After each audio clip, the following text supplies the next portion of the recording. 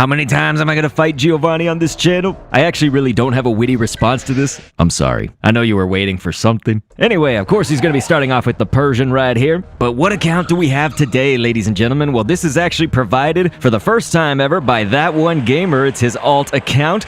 Somewhat lower level, although it's level 32. I mean, so put that into perspective for how it relates to you. But of course, we keep all of the Pokemon here below the Great League CP amounts. And I guess the element of challenge, if there is one for this episode, is that this is an account that I obviously have no familiarity with, and potentially it could lack many choices of Pokemon, or choice of at least movesets on the Pokemon that I do end up going with. Like, for instance, Breloom right here. Breloom gonna start us off after a switch, you know, so Scyther was in there first, and then we switched out to Breloom. For example, this one right here actually is running Seed Bomb as the fast attack, and then Dynamic Punch as the charge. You know, if I was gonna go, well, first off, let's say that we tailored it just for this Persian right here. This is good because the Persian is using Feint Attack. Obviously, the Persian fight goes very, very differently. We've discussed this almost every episode, and I've got videos, links everywhere for you to learn about this if you don't know. But a Persian with Scratch should always be dealt with differently than a Persian with Feint Attack. The common constant might be Lucario, but anyway, the point is that Breloom was actually set up very nicely to go up against that Persian with the Dynamic Punch, we'll say.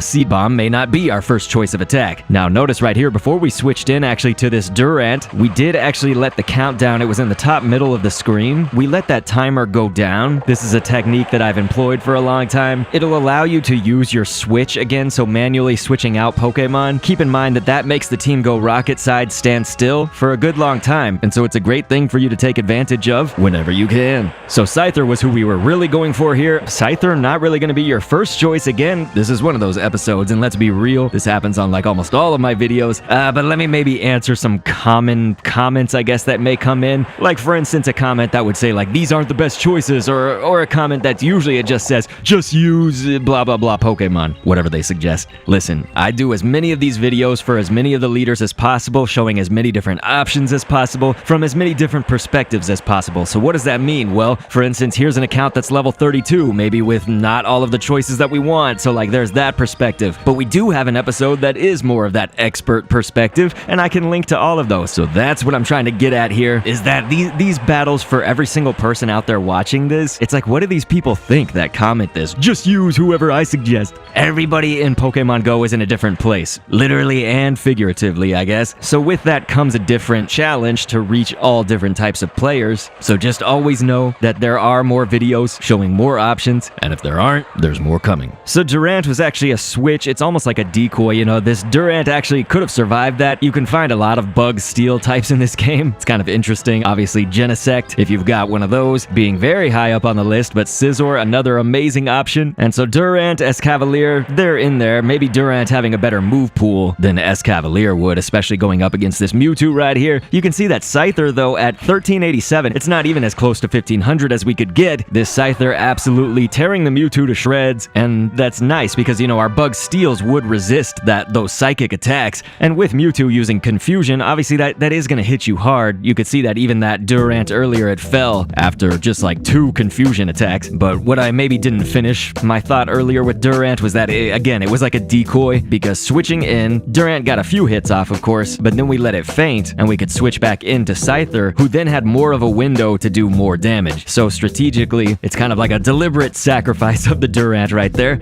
But let's say you want to see something more expert, let's say you don't have these Pokemon, whatever it may be, you just need to see more, feel free to click an end screen, on screen, or in the description top pinned comment for another go at Giovanni. Get in now before they switch that research away from Shadow Mewtwo, and I will catch you on the next vid, and thanks for viewing.